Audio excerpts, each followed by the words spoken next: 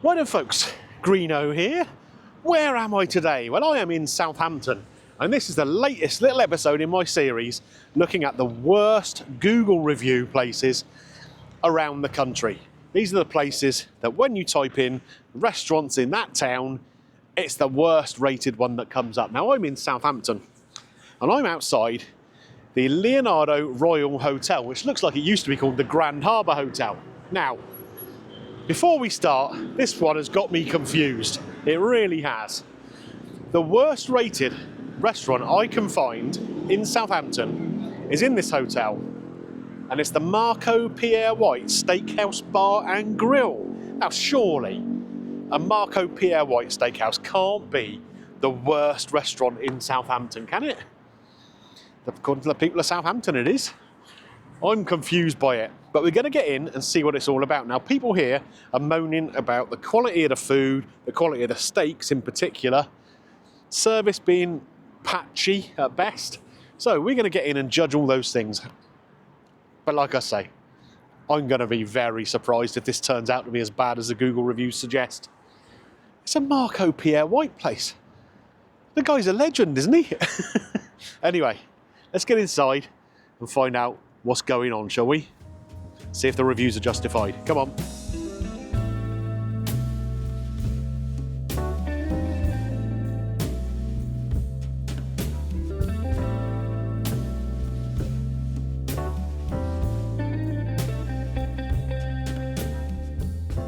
Right then folks, I have come in and been seated. I can't say the restaurant looks quite nice. It does feel a lot like a hotel kind of restaurant though, but the furnishing is done very nicely. We've got nice white linen everywhere, linen tablecloths and the like. Lots and lots of photos of Marco Pierre White around everywhere, literally on almost every surface. So you're not going to forget who's responsible for your lunch, that's for sure. We have the menu here, just on a piece of paper, so it's not like an incredibly posh kind of one. There are lots of grilled dishes and steaks, that kind of thing, other main courses, including other grilled items, but there's ravioli and fish and chips, that kind of thing. They do have a prix menu here, which is 2 courses for £19.61, which is available. I'm here at lunchtime. It's available Monday to Thursday, 12 till 3. And it's actually got quite a lot of the things on there that I would probably order off the main menu anyway, so I might stick to that, because you can get steaks on there, although a lot of the good steaks you have to pay an upgrade for. And again, I think I'm probably going to do that. So it won't be a £19.61 menu, it'll be a bit more expensive. Been brought over some water here, some iced water, just tap water. No need to spend out on still water, is there? Come on, folks. We're not all made of money, are we? But I might have a glass of wine with my steak. There is a wine menu here, which, interestingly enough, is in a proper kind of menu thing, rather than just on a bit of cardboard. So yeah, I'll have a little look through that, and I might pick myself up a glass of something to go with the steak. Got to treat yourself sometimes, haven't you? Okay, my order is in. I'm going to refer to the menu as I explain what I've had. We have gone for the cream of chicken soup with leek and croutons as the starter. Just something nice and light to ease you into the meal. Cream of chicken soup is quite a nice soup, I think. And I have gone for the ribeye steak. Now that is an upgrade of £9.50 onto the menu. So that's going to take this £19.61 to just over £29. I haven't ordered anything else to go alongside it. I think that one upgrade is enough. They have got sauces and different toppings. You can order king prawns to go with it and what have you. We're not going to be doing that today. And we'll see if there's room for a pudding a bit later. I have ordered a glass of wine to go with this. I've got a Malbec coming, so that won't go with the chicken soup so well. I'll save that to go with the steak. I think that's a nice kind of peppery-ish. It should be robust enough to go with the steak, I think. Anyway, for now I'm going to sit back with me water and wait for the chicken soup to arrive. Wine's been brought over to the table. We'll have a little sip of it before the soup turns up. This is an Argentinian Malbec, so it's not going to be crazy punchy like a Rioja or something like that would be, but it's going to have a bit more body to it than obviously a Pinot Noir or something along those lines.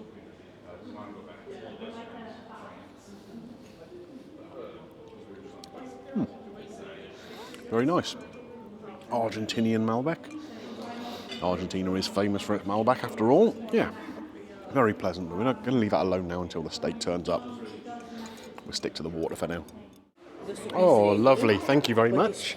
It's hot. Okay, good, good. You actually need to wait a minute or two. It depends if you just prefer hot. Yeah, okay, I understand. Thank you very much. Okay, soup has arrived and I've been advised it is really very, very hot. So, come in and take a closer look at it. It won't matter if I spend a minute or two doing some B-roll, will it?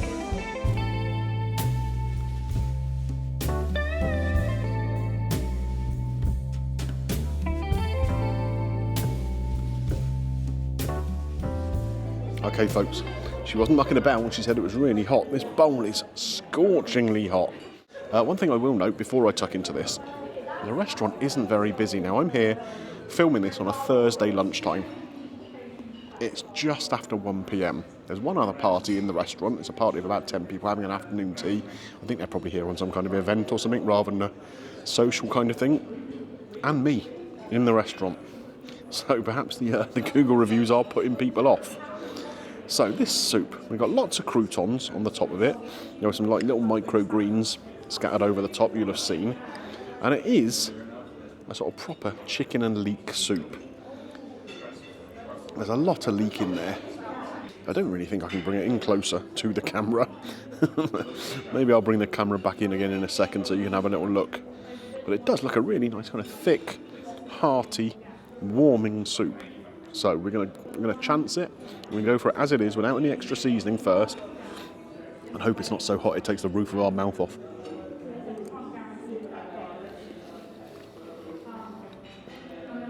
It's warm. There's no doubt about that. I think this thick bowl is going to keep it that way for some time. Sometimes when you get them in a very shallow bowl, the soup cools down really quickly, doesn't it? This should at least keep it warm for a long time. It's a nice, delicate flavoured soup. The leek in there gives that gentle onion flavour, not too punchy. And then beyond that, it is a sort of cream of chicken soup.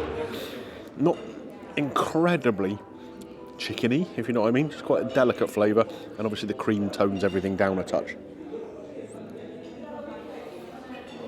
It's not bad though. What I will say is I think it does need a little bit of seasoning.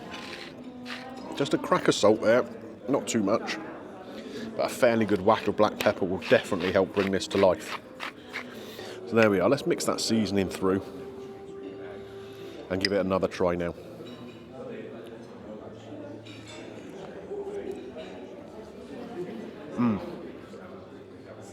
And that is immediately adding to that flavour, just enhancing things. A little bit of pepper just brings everything alive, doesn't it? I've got to say, as you know, a bowl of soup goes, it's not bad.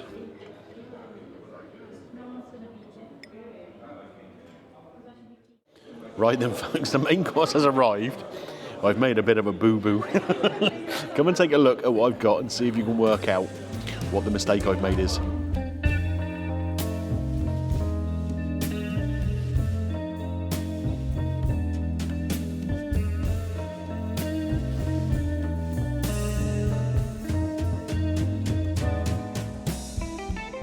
Okay, have you worked it out, folks? So let me read to you off this menu, okay? So that on the prefix menu, you normally get the butcher's steak, which is a butcher's steak au poivre, okay? Peppercorn sauce. Served pink or well done, roasted piccolo tomatoes, Kaufman fries and soft herbs. Now, it doesn't mention anywhere on there that there are mushrooms in it. I've got like a fricassee here of wild mushrooms covering the steak in the peppercorn sauce. I assumed when I was upgrading to the ribeye steak, I was just going to get a ribeye steak. Nope. I've got a ribeye steak completely covered in mushrooms. I mean, I don't mind the flavour of mushrooms, so if they're flavouring the sauce, that's fine. It's the texture I have a bit of an issue with. So let's kind of move them all to one side for a minute so we can actually see the steak itself. Here we go. A nice, thick piece of steak here. Underneath, we have some wilted spinach and a potato fondant. So there's no tomatoes here or anything that's mentioned on the menu. Just loads of mushrooms. Loads and loads of mushrooms. I'll tell you what I'm going to do first. I'm going to prepare myself for this by having a glug of wine. Maybe that will help take the edge off. So what I'm going to do I'm going to cut this steak right down the middle and we'll have a look and see how it is inside.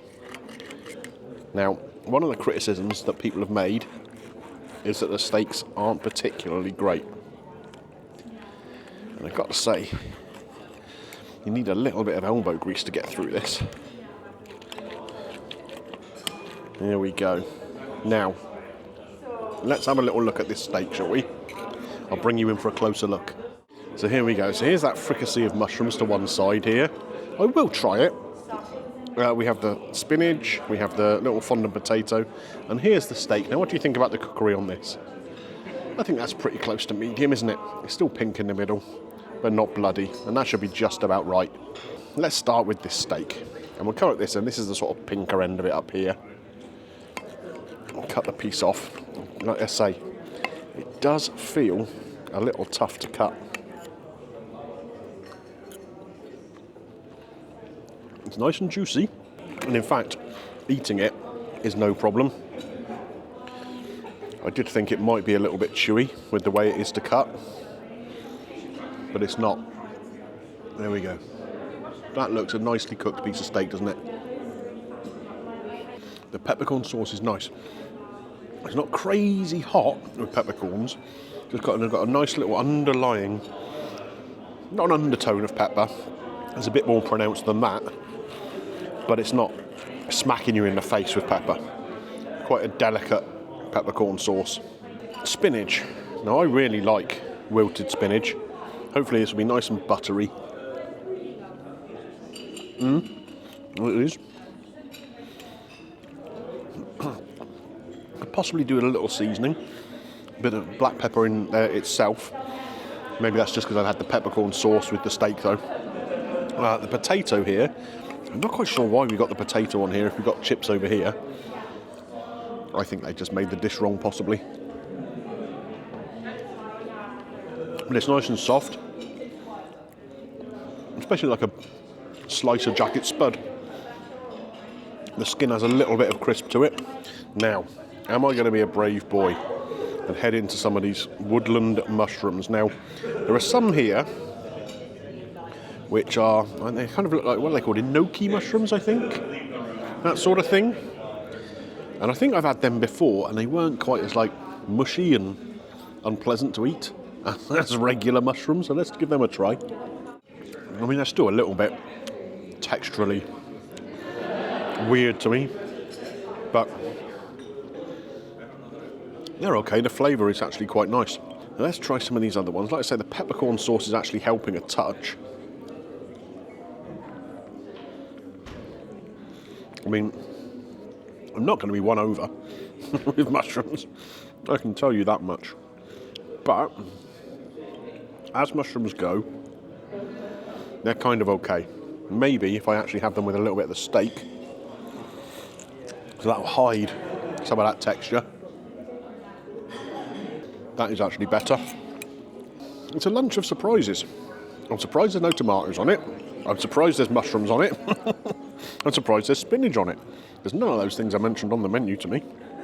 But we'll take it. Oh, we haven't tried the chips yet, have we? Got to do that. And let's make a little space in there where some of the peppercorn sauce is. I'll grab one out of here. Let's cut that through. Nice and crispy on the outside. Looks nice and fluffy in the middle.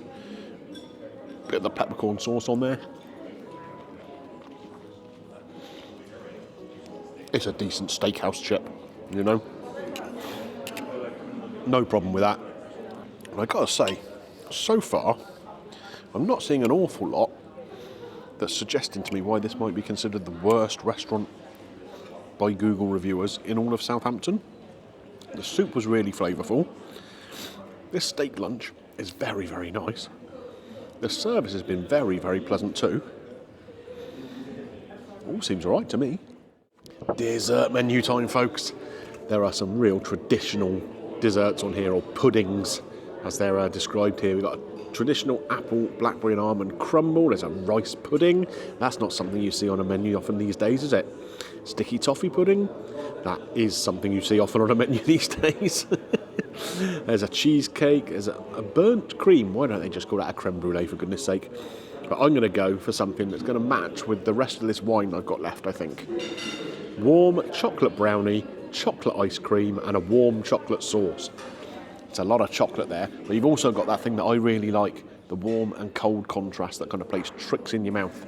So, yeah, that's what I'm going to go for, and I think that should just be a £5 addition onto my set menu price, which is about 29 quid at this point, because I had the steak upgrade, didn't I?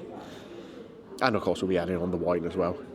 This 20 quid lunch is adding up, isn't it? Dessert is here, and rather than go with a load of B-roll, because it's a fairly simple looking thing, I'll just bring it in close for you to have a look. We've got a big, thick chunk of chocolate brownie there, the ice cream on the top, and all drizzled with chocolate sauce.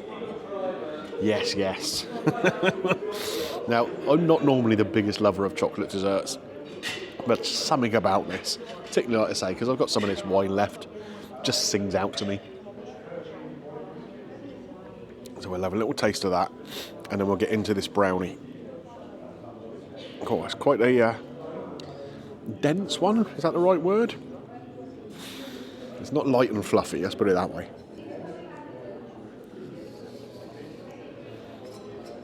Very chocolatey. We have the chocolate sauce. Let's try that by itself. It's very nice. It's not that warm. I expected when they said it was going to be a warm one, I expected it to be almost hot. But it's kind of just barely room temperature, really, I would say. It's got a nice, rich, chocolatey flavour, though. More sort of dark chocolate than milk chocolate, obviously. Similarly with the brownie. Deep, rich chocolate flavour. Let's try the ice cream.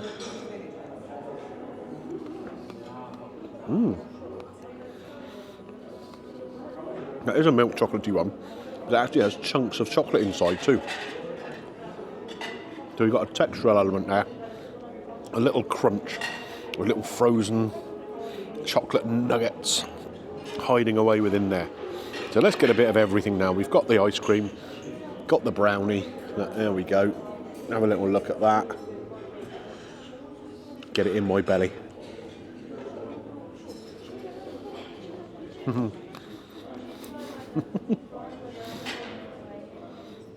I always love that hot-cold contrast. I like it if you get ice cream with most hot desserts. Sticky toffee pudding with a crumble. Anything like that. Just that little cold thing on your teeth when you're expecting heat. It kind of plays with your mind a bit, but it's quite cool. I've got to say though, people of Southampton, I don't know why you're voting this as the worst restaurant in the city. I think it's pretty good. Right then folks, here I am in a nice comfy leather chair next to a fireplace. It looks like I'm about to tell you a story, doesn't it? And in fact I am. I'm going to tell you a story of how the people of Southampton seem to have done Marco Pierre White's Steakhouse Bar and Grill pretty badly. It's the worst reviewed restaurant on Google that I could find in the city, and I can see no reason why that would be the case. Now, admittedly, when I've come, it's not a particularly busy time. I'm here midweek lunchtime. There were a couple of other tables coming in, but people seem to be coming in more for afternoon tea than for lunch, which is interesting. This is in the Leonardo Royal Hotel, which I think is probably one of the hotels that's near the cruise terminals, so it's used mainly for people doing like one-night stopovers, and maybe they'll dive in there for dinner beforehand. What did I have to eat? I had the cream of chicken soup to start with the leek. That was really tasty. It was more of a chicken and leek soup than a cream of chicken soup, if we're honest, but I really enjoyed it. Really enjoyed it. The steak.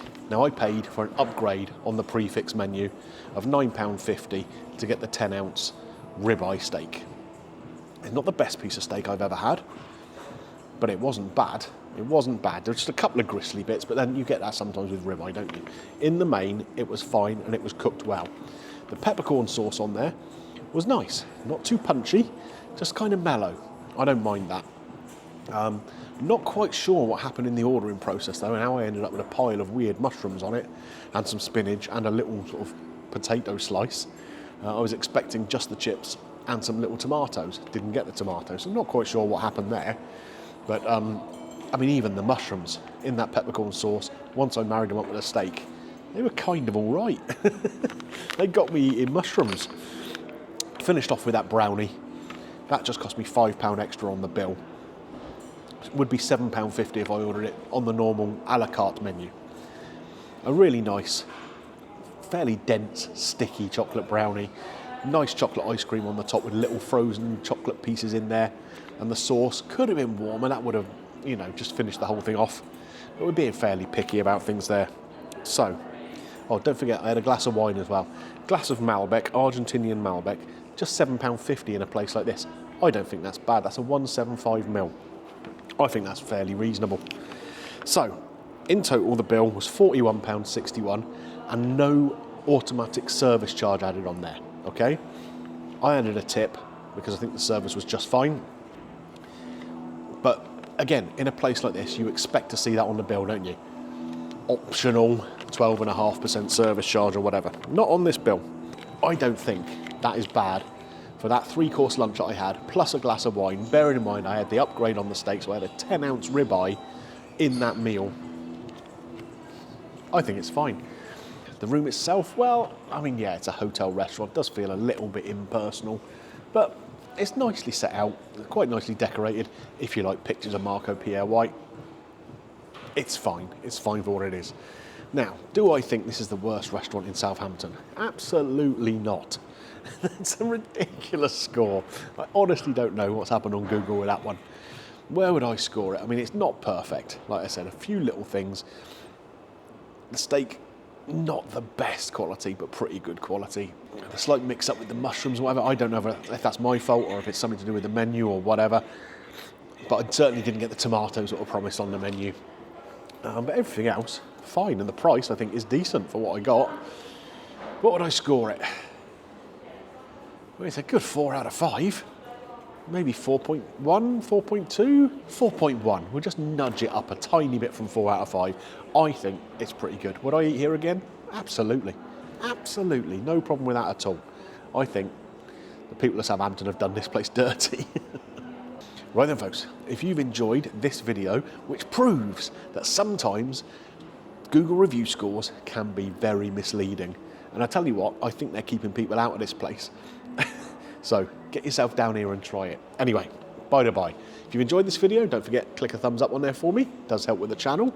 And if you're new around here and you've enjoyed this video, why not take a little look around the vault, see what else you like in there. And if there's a few, then why not consider subscribing, ding your bell for notifications, and that way YouTube will let you know when I upload something new. Right, where am I off to now? Do you know what? I don't really want to go anywhere. Sit by this fire, lean back into the comfy armchair and have a nap. But I must press on. I will catch you on the next one. Bye for now.